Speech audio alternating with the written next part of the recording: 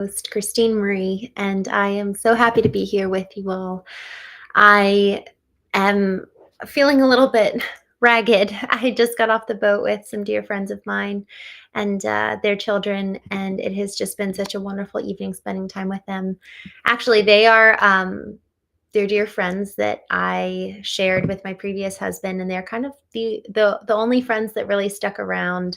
Um, I guess probably because I was closer to her than we were as couples per se, but um, it's really meaningful to have those people who stick by you when everything else in your life falls apart. So I am incredibly grateful for this family. And tonight we were sitting out on the boat, and I just had this moment watching them. They've got two little girls and a little boy, and it was a little bit chaotic. And I felt like I was almost having this moment where time froze, everything froze, and I was just watching them exist in this beautiful season of their life in parenthood, and man, just everything that is life as we know it becomes so normal for us. Jeff, I just saw your comment on YouTube. Good evening. I'm so glad you're here. It's good to see you.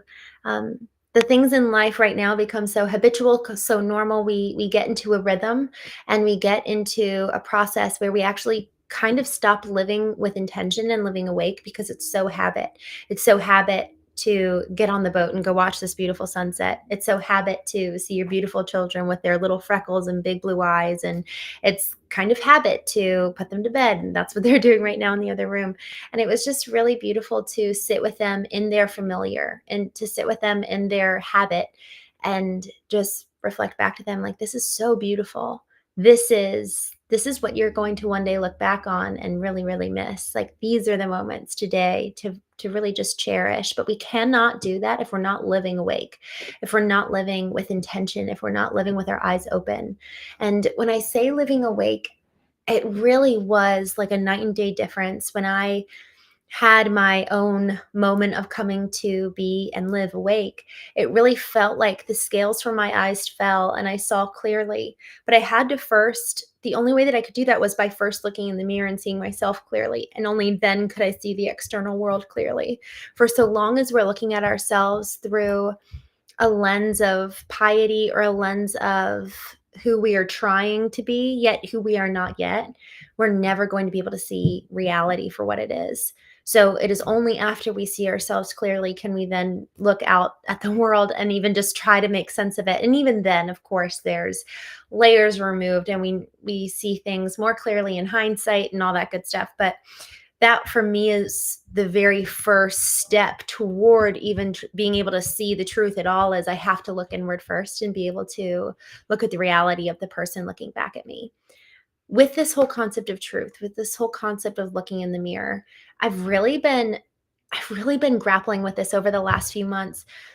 Ever since, I guess, end of April, I just had this reckoning around truth and really, man, leaned into some areas that I had been kind of ignoring around specifically my former marriage. And there were just some parts that felt dark to me, like that they were still in the dark. Like I hadn't pulled back the curtain or turned on the light switch to illuminate certain parts of my marriage.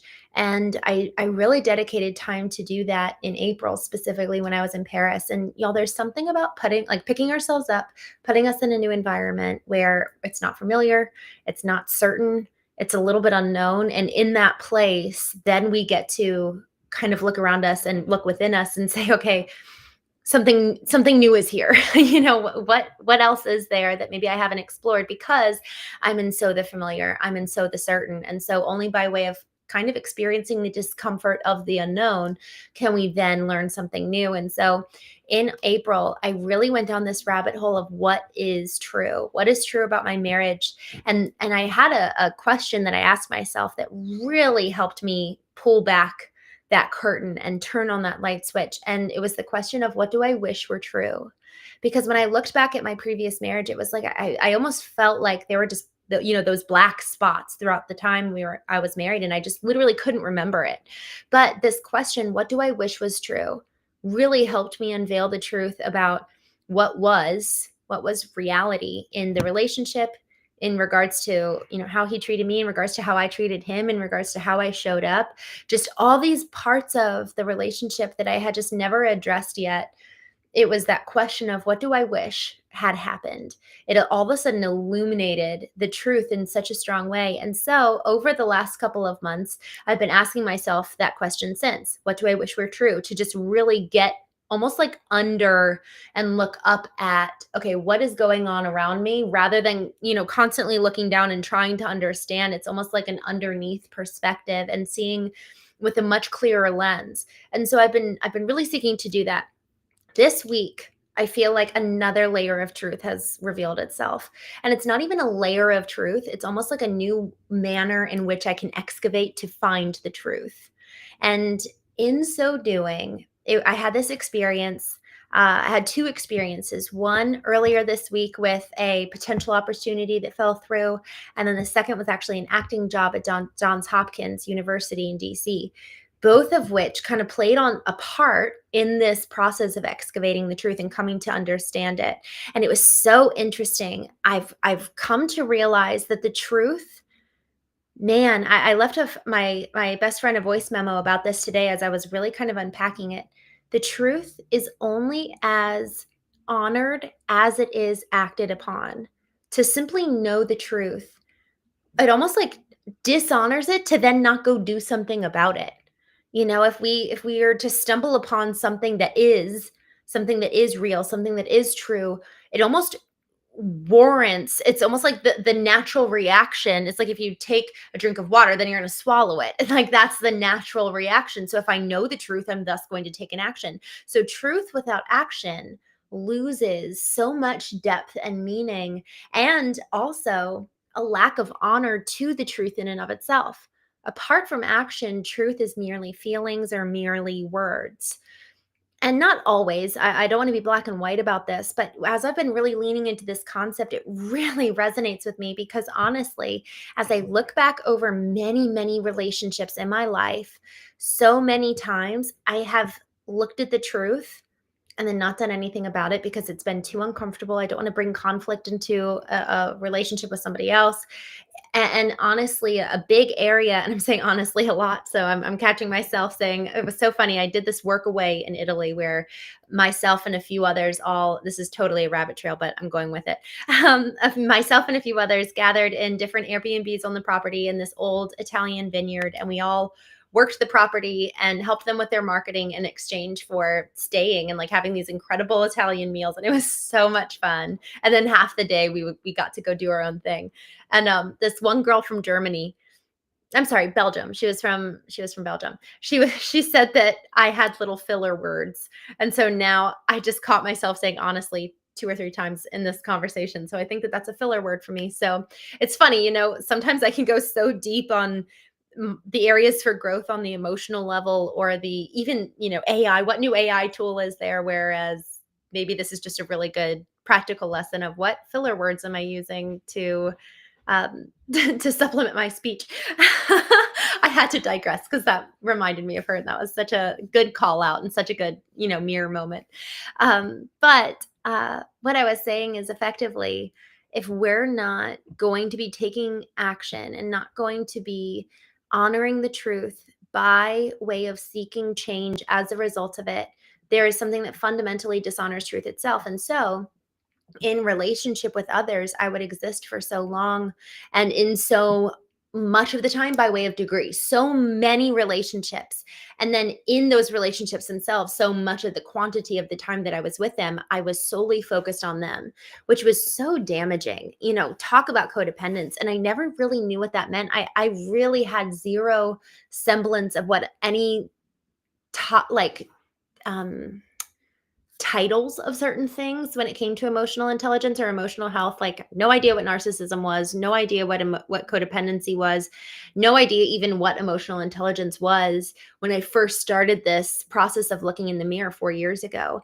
And emotional intelligence, it has two parts of one whole definition. The first is the ability to understand, convey one's own emotions, and the ability to handle interpersonal relationships judiciously and with empathy.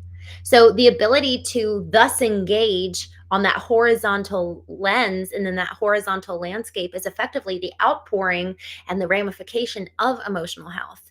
But if I'm not able to engage on the horizontal in the line of truth and in the lens of truth, am I actually really even cultivating the emotional health that I so desire, that I claim to want? And I do want it, but I've come to this impasse in my own trajectory, where I really have gotten to this place of being able to maintain vertical alignment. I'm so grateful, because it's taken a lot of time and done a lot of work to really come to love and cherish who I am. But in relationship with other people in the horizontal, that's where it can almost completely like break apart. And so I have to go into these environments with other people with such intention. And even tonight, when I was sitting on the boat with my friends and just watching their beautiful life that they are living, and I just get to step into it for an evening, that type of ability for each one of us to be able to all of a sudden narrow in so much on the present moment, and all of a sudden lift our eyes up out of what's going on and say, wow, look at how beautiful this is. That's what allows us, that state of presence is what allows us to maintain our vertical alignment in every moment. Now, I love these moments when we just get lost in the moment, and it's almost like we're so unaware and we're so just engrossed, playing with my niece or working with her on her little business. And those moments are just as precious too. But sometimes I can come out of those where I'm like, what day is it? What time is it? What happened? And it's almost like I was so lost in that world. And so both aspects of being present, one where we come out and up and look around and we're like, wow, what a beautiful life we're living. And then another type of presence where it's just head down, so engrossed, like time loses all also, we lose all semblance of time. And there's this song, I believe it's by Kenny Chesney, and it says, it's along the lines of this gentleman who he and his girlfriend end up getting pregnant, and he starts off the song saying, like, there goes my life. I had all these big dreams and plans, and now we got pregnant, and there goes my life. And then midway through the song, he has his little girl, and she's just wrapped around his finger, or he's wrapped around her finger, I think is the right saying. And it's just so precious. And then at some point, she goes off to college. Towards the end of the song, now he sings, there goes my life, as he watches her drive away. I'm going to get emotional. Y'all, it's the things that we don't realize just how precious they are, that we take for granted. The things that end up slipping through our fingers because we perhaps didn't honor it or cherish it enough, by way of recognizing the preciousness of that gift and then taking action to honor the preciousness of that gift. Same with truth, recognizing what is, but then taking action as a result of it. How many of us are surrounded by the people, by the dreams that we once prayed so ardently for, and now we have them? Are we even honoring it by way of being fully present in it? Or are we escaping with phones or devices or distraction of any kind? So this whole concept of there goes my life, let's keep life right in front of us by being so present in the moment, but also being really grateful and taking action as a result of what it is that we're so grateful for, the very things that we once prayed for, the very things we once wished for, the very things that we once thought were impossible. How do we alchemize that now, today, and actually really drink in every ounce? And it could be, last weekend I hosted this event at it was a castle in Arlington, Virginia. Literally, it was called Glebe Castle, and it was so fun, and it really was kind of like a castle. And it was just so extravagant and so much fun, and all these people came. And midway through, I think it might have been Saturday, where I was just like, okay, here's the schedule, here's the stuff. And I just was getting in the party mode and in the hosting mode, when all of a sudden I was like, oh my gosh, this weekend is going to go by so fast. And I'm going to look back and I'm not going to have been there, because I was in the future. So any moment we're not here, we're either there in the past, or even if it's 2 seconds ahead of time, even if it's 2 hours ahead of time. If I'm not here in this present moment, I'm living in the future, I'm living in the past. Even if it's, what are we going to have for lunch? That's still living in the future. And that doesn't mean that we don't live in the future. We have to at some point in order to be functional human beings. And It's just a man, I feel like this is just so important, y'all, that we take an audit of how we spend our days, how we spend our time. The other day I was talking about, we spend 8 hours, 6 to 8 hours a night sleeping. We spend probably 2 hours a day eating, making food. Maybe we spend another hour of the day exercising. That's that's 10 to 12, maybe even 13 hours that we're spending on our physical body. And so then the question is, okay, well, am I actually getting good sleep? Am I actually putting good nutritious and nourishing food in my body? And then we can take it steps further. Okay, well, how am I spending the rest of the time? The rest of the 12 hours, the rest of the time of the day that is so precious that I will never get back. And then doing the audits of, well, okay, out of that time, how much of am I actually present in that moment? When I was traveling abroad, one of the practices I put into place was I didn't want to eat or I'm sorry, I didn't want to be on my phone while I was eating. And I wanted to go for a walk after I ate because there was something about the second I picked this thing up, I immediately forgot where I was. Man, there was one afternoon even when I was in Italy, beautiful Italy, the place that all of us want to go. I would love to go back. And y'all, at this particular moment when all of a sudden I realized that I was complaining and I think I was missing my people. I was traveling all alone for close to 8 weeks, which is normal and to be expected. And there's a lot of grace for that. But I realized I was like, oh, I'm not going to feel lonely if I'm being present. If I'm here in this moment, all of a sudden it was like, look how beautiful this is. I was in Tuscany, the rolling hills, out of all of those places, that's where I should be so grateful. Yet it doesn't matter where we are. It's the posture of our heart that then is reflected to us in our external experience. And so the question is, what is our external experience in reality telling us about ourselves that then we have the power to change if we change the internal lens through which we view the world? And so, this posture of presence and coupled with gratitude, coupled with truth, coupled with love plus action, every single word that we espouse without thought and intention. I have yet to think of one, and I've only been marinating on this for the last 5 or 6 hours. So question me here. Every single word has a noun and a verb to it. Peace, there's a noun and there's a verb to it. There's always action. If we really mean what we say and we really think about what we say, there is always an action to be taken in regards to truth, in regards to love. Otherwise, these words just hold such a lesser meaning. There's a lack of grounding to it rather than recognizing if I want peace, I can do something to get it. If I want truth to be a hallmark of my life and a true value, then I have to be changed as a result of it. And what I'm realizing now is that in so doing, it honors not just the truth in and of itself, not just peace, but it honors me. So if I remember something or I come to know something, the truth in regards to when I first started talking, I was talking about the truth in regards to the horizontal landscape in relationship with people, not just the truth in the vertical. So I come to know something, I come to realize something in and of myself. What am I going to do to change as a result of it?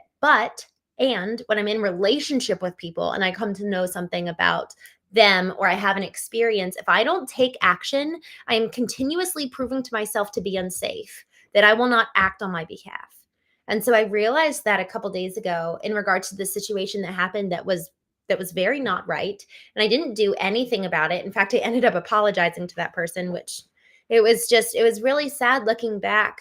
I really didn't honor me. Um, I didn't honor, well, I don't want to go down that path. I won't go into details.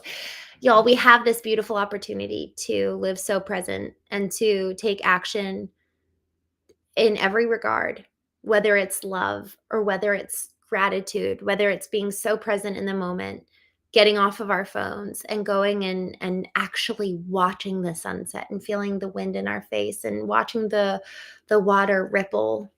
If it looked like I was watching the water tonight while on the boat, and it looked like it was like a blanket, like a cozy duvet, like rippling in the wake of the boat, and it was just so stunning.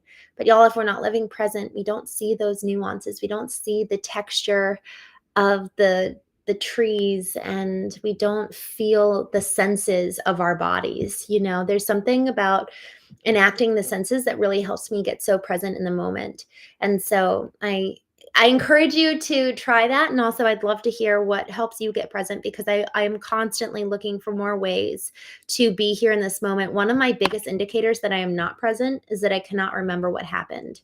And I caught myself doing that earlier this week where I was like, oh, I'm out of the present moment because I literally can't remember where I put my keys. So there's all these little indicators that help us know and keep a thumb on the pulse of our own selves of, am I being present? Am I living in the fullness of this moment? Am I really taking life for all that it can be? Or am I going to look back on my life like that Kenny Chesney song and saying, there goes my life. Like I don't even know how I lived. I don't even know what happened. It passed me by. But we at least have this chance now to take up the paintbrush and intentionally create the strokes